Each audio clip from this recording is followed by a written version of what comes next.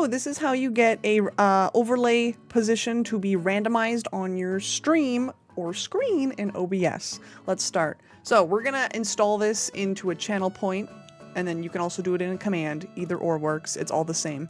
So go down, go to channel point. If you already have it set up, click this. If you do not, we're just gonna create one.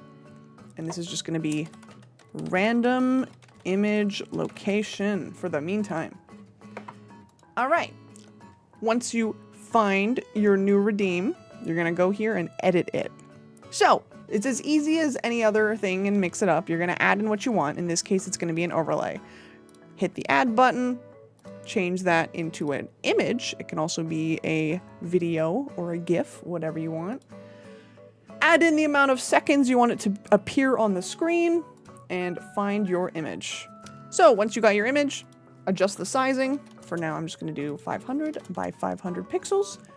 And then the position. It's as easy as this. Random. So as you see here, we have a max and a max on the top and left pixel position.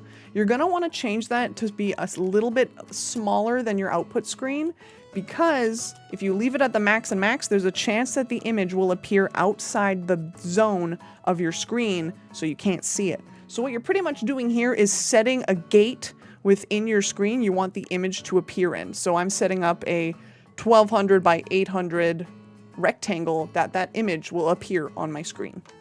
And once you have that all set up, you're going to want to save it. And then when we move on over to OBS, and here is my main OBS screen, so if I start testing the redeem, it's going to make the image randomly appear where I have set the boundaries. And yeah, it's drama. So that's as simple as it is. It's all built in within OBS. You can also apply this to a command as well.